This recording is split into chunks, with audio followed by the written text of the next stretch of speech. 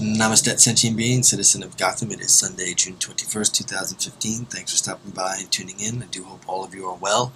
Privacy Online News.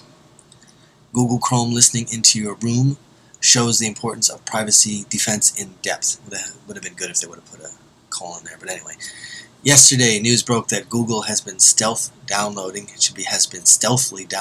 audio listeners onto every computer that runs Chrome and transmits audio data back to Google. Effectively, this means that Google has taken upon itself the right to listen to every conversation in every room that runs Chrome somewhere, without any kind of consent from the people eavesdropped on. I would say eavesdropping on. But anyway, in official statements, Google shrugged off the practice with what amounts to, "We can do that."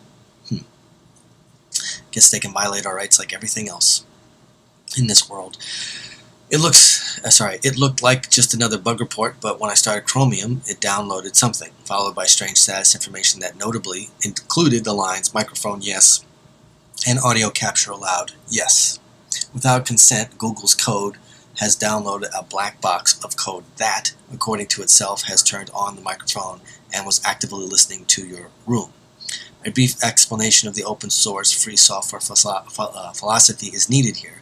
When you're installing a version of GUN Linux like Debian or Ubuntu onto a fresh computer, thousands of really smart people have analyzed every line of human-readable source code before the operating system was built into computer executable binary code, which is an exe file, which mostly is done by Windows, to make it common and open knowledge that the machine actually does, instead of trusting corporate statements on what it's supposed to be doing. Therefore, you don't install black boxes onto a Debian, or Ubuntu system. You use software repositories that have gone through this source code audit, then build process. Maintainers of operating systems like Debian and Ubuntu use many so-called upstreams of source code to build their final product. Chromium, the open source version of Google Chrome, has abused its position as trusted upstream to insert lines of source code that bypass the audit, then build process, in which downloaded and installed a black box of unverifiable executable code directly onto computers, essentially rendering them compromised. We don't know and can't know what the black box does, but we see reports that the microphone has been activated and that Chromium users' audio capture permitted. Unbelievable. This was supposedly to enable the OK Google behavior that when you say certain words, a search function is activated. Certainly a useful feature, certainly something that enables eavesdropping of every conversation in the entire room too. Obviously, your computer isn't the one to analyze the actual search command. Google servers do that, which means that your computer has been stealthily configured, not stealth configured. Stealthily, just an adverb. Anyway, stealthily configured to send what was being said in your room to somebody else, to a private company in another country without your consent or knowledge, and audio transmission triggered by an unknown and unverifiable set of conditions. Sorry, I'm just doing a little bit of grammar. When it says, first of all, which, a sentence can't start with which. It should have been Google searches do, comma, which means that your computer had been stealthily configured to send what was being said in your room to somebody else. Then it should have been a semicolon, i.e., meaning in other words, to a private company in another country, comma, without your consent or knowledge, comma, and audio transmission triggered by, I'd put semicolon actually, an unknown and unverifiable set of conditions. Okay, enough for grammar, sorry. This writer has a little bit of issues with that, but that's fine. Doesn't mean they're a bad person. I'm just making a comment. Just makes it for easier reading. Google had two responses to this. The first, say for example, anyway, the first was to introduce a practically undocumented switch to opt out of this behavior, which is not a fix. The default install will still wiretap your room without your consent unless you opt out, and more importantly know that you need to opt out, which is nowhere a reasonable requirement. But the second was more of an official statement following technical decisions on Hacker News and other places. That official statement amounted to three-part paraphrased, of course. Yes, we're downloading and installing a wiretapping black box to your computer, but we're not actually activating it. That makes no sense. Then why would you be downloading it and putting it in someone's house? So they're lying right there. Mendacity. We did take advantage of our position as trusted upstream to stealthily insert code into open source software that installed this black box onto millions of computers, but we never abuse the same trust in the same way to insert code that activates the eavesdropping black box, which already downloaded and installed onto your computer without your consent or knowledge. That's a roundabout way of talking. That's a cyclical way of lying. They're talking about how they did put this in the system, but they didn't activate it, so they're not really doing anything bad, and that they took advantage of being able to put this code in, but they would never abuse it. That's asinine talking. It's literally asinine, and it's hard to discern it because it doesn't make sense. What you discern is the illogicalness of that statement. If this person was writing for a college professor would rip them apart and say, you're talking, excuse my language, a bunch of bullshit. You're not making any sense. You're confusing the shit out of the reader. But they do that purposely, so they're writing with that purposeful intent to confuse the shit out of you and to talk into a circle, meaning it doesn't amount to anything. But that's, you have to learn eventually to parse a sentence and be able to discern when you're being lied to, and that's a straight up lie. You can look at the code as it looks right now to see that the code doesn't do this right now. Listen to that. You can look at the code as it looks right now to see that the code doesn't do this right now. I know they're referring to saying that they've coded this program or this browser via the phone or internet desktop application, but even though it's coded, it's not doing this. I know what they mean by that, but that's a retarded way of saying you can look at the code as it looks right now to see what the code doesn't do this right now. I mean, it's a retarded statement. Anyway, yes, Chromium is bypassing the entire source code auditing process by downloading a built-in black box onto people's computers, but that's not something we care about really. We're concerned with building Google Chrome, the product for Google. As part of that, we provide the source code for others to pack it if they like. Anybody who uses our code for their own purposes takes responsibility for it. When this happened in Debian installation, it is not Google Chrome behavior. This is Debian Chromium behavior. It's Debian's responsibility entirely. That's a retarded statement because Chromium is a part of Google. It's their lesser, it's their sister, so to speak, browser. So for them to say they're not spying on people is mendacity, not to mention Google, like Facebook, like Yahoo, like Bing, like Tumblr, Instagram, Pinterest. All of these social mediums have all been paid for, financed by the CIA to spy on you. They're all CIA, NSA fronts, whatever you want to call it, whatever stupid government acronym. Therefore, they are CIA-based, usually, sometimes NSA. NSA kind of works with CIA. But anyway, they're CIA-based companies, or fronts. They will pay people who know how to write programming. They hire them. So in that way, they are CIA op. They're not an operative like I always say, like Rambo, could kill you with a toothpick and take on a whole world army with a 45 and 10 rounds and a hatchet. What I'm saying is you can be a low-level CIA person. You can be a porter in the CIA. You have to have CIA clearance. That's a CIA operative per se, meaning you operate within the CIA, not so much a CIA op in the black ops where you're killing people with toothpicks. Yes, we deliberately hid the listening module from users. Deliberately. Well, that's unprofessional, and that's also insidious. But that's because we consider this behavior to be part of... That's a key word, because they consider this behavior to be a part of the basic Google Chrome experience. We don't want to show all modules that we install ourselves. Well, that's disgusting. That's not an open source thing, because open source is supposed to be transparent. It's one of the parts of being open source. Yes, I know open source means that other people can mess with it and fix things. I get that. Yeah, I'm not that stupid. My point is, open source also implies transparency, that they're being open about what they're doing, which they just admit they're not. If you think that's an excusable and responsible statement, raise your hand now. If you think that isn't, it should be unexcusable, not excusable, unexcusable and irresponsible statement, raise your hand right now. So these two words are wrong. Excusable means you can excuse something. Responsible means something that has merit. So again, this writer should be unexcusable and irresponsible.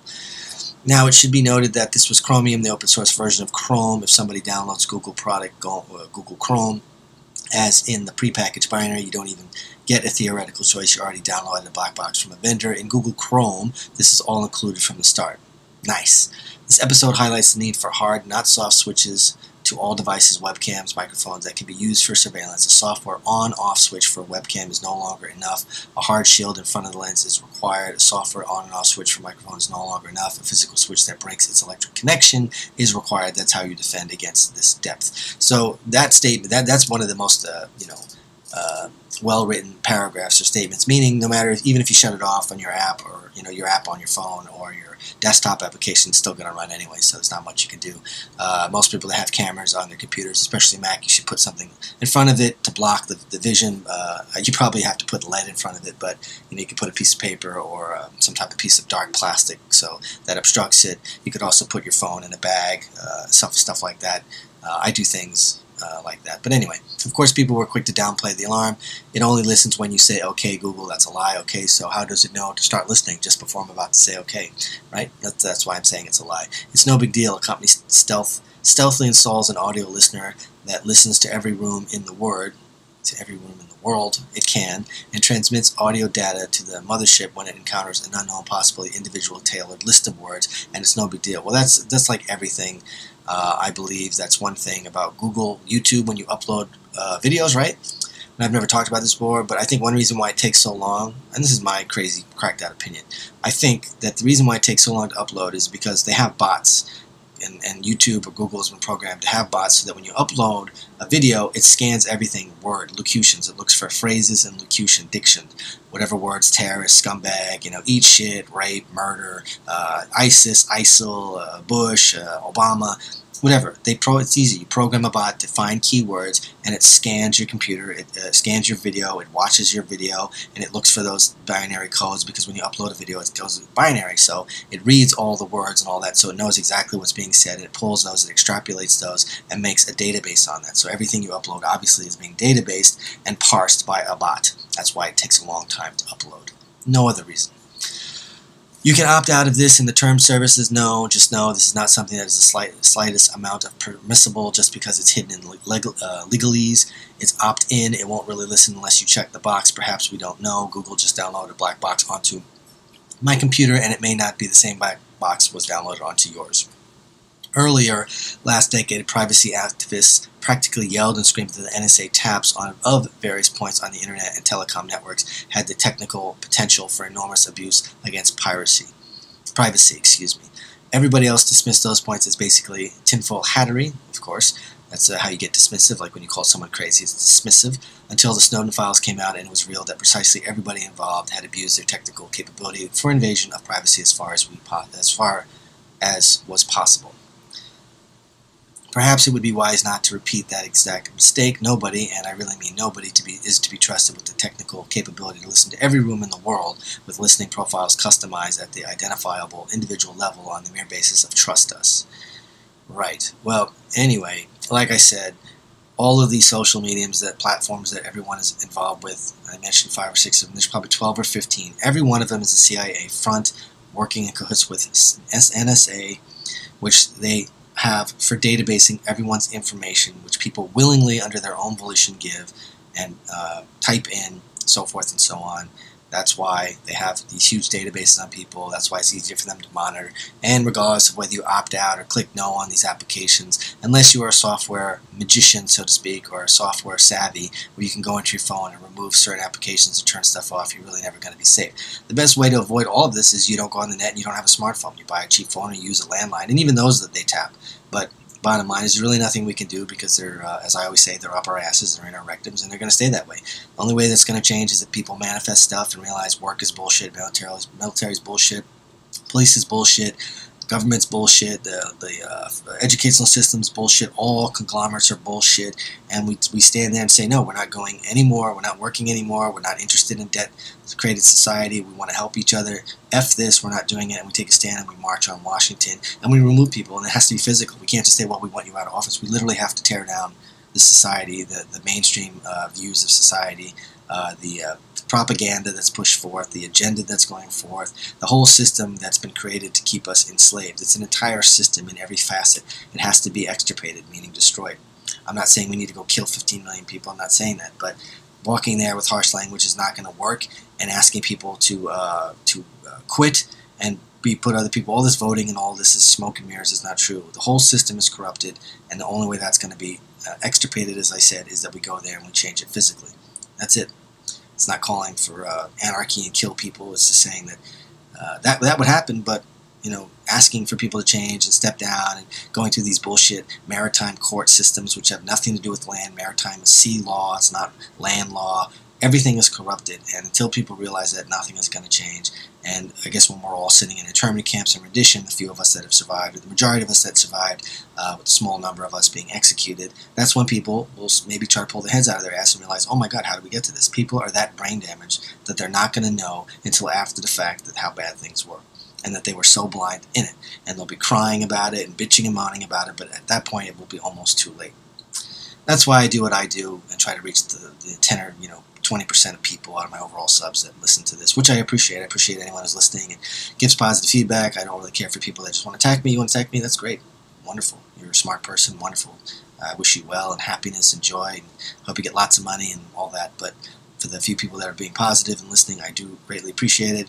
I know I repeat that many times when I open up my posts and saying I hope all of you are doing well. It's spoken with veracity, although it might not come across that way. It is. So thank you for listening. Be well, stay balanced. Namaste.